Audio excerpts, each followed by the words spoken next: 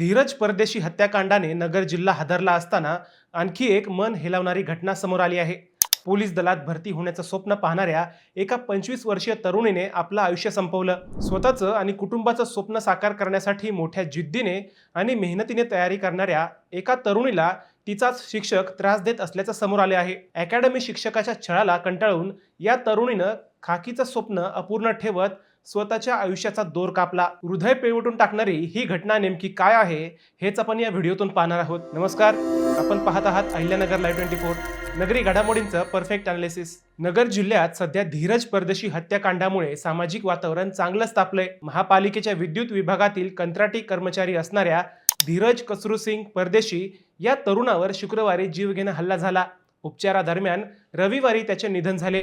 या निर्घृण हत्येने संतप्त झालेल्या नागरिकांचा आक्रोश सोमवारी रात्री पाहायला मिळाला।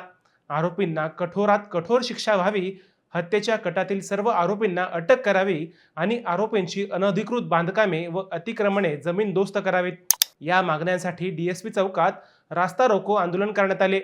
संतप्त झालेल्या हजारो नगरकरांनी तब्बल 2-3 तास हा महामार्ग अडवला।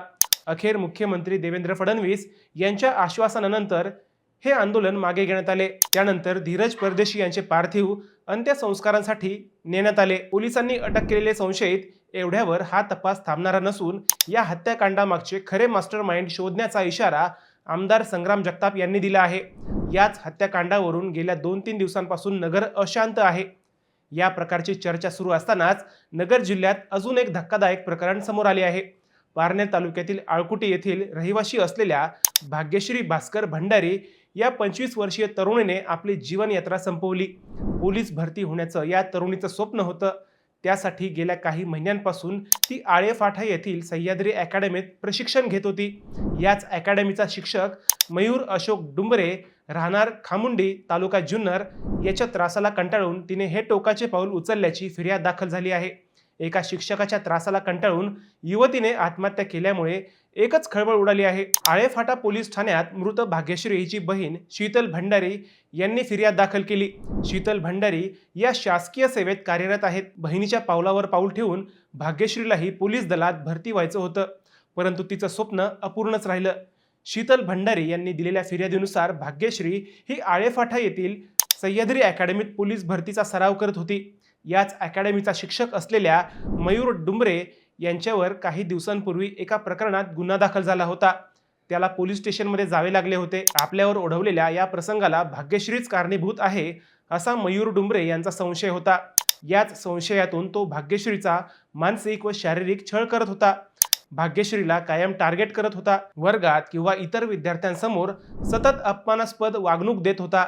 शिक्षकाच्या याच मानसिक छळास व रोजच्या त्रासास कंटाळून अखेर भाग्यश्रीने राहत्या खोलीत गळफास घेत आत्महत्या केली। शीतल भंडारी यांच्या फिर्यादीवरून संशयित आरोपी शिक्षक मयूर डुंबरे यांच्यावर भारतीय न्यायसंहिता 2023 च्या कलम 108 अंतर्गत गुन्हा नोंदवण्यात आला आहे।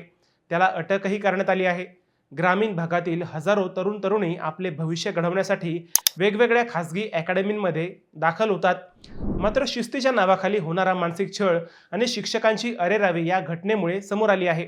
शिस्तीच्या गोंडस नावाखाली विद्यार्थ्यांचा मानसिक व शारीरिक छळ होण्याची ही घटना उघडकीस आल्याने एकच खळबळ उडाली। विद्यार्थ्यांना घडवणाऱ्या अकॅडमीज जर विद्यार्थ्यांच्या जीवावर उठत असतील तर त्यांच्या शिक्षणाचा काय उपयोग, असा संतप्त सवाल या निमित्ताने विचारला जाऊ लागला आहे।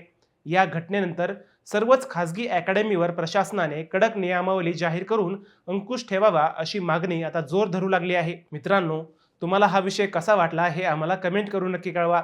शिवाय व्हिडिओ आवडला असेल तर चॅनलला सबस्क्राईब करून व्हिडिओला लाईक करायला विसरू नका। पुन्हा भेटूयात नव्या विषयावर। तोपर्यंत सप्रेम नमस्कार।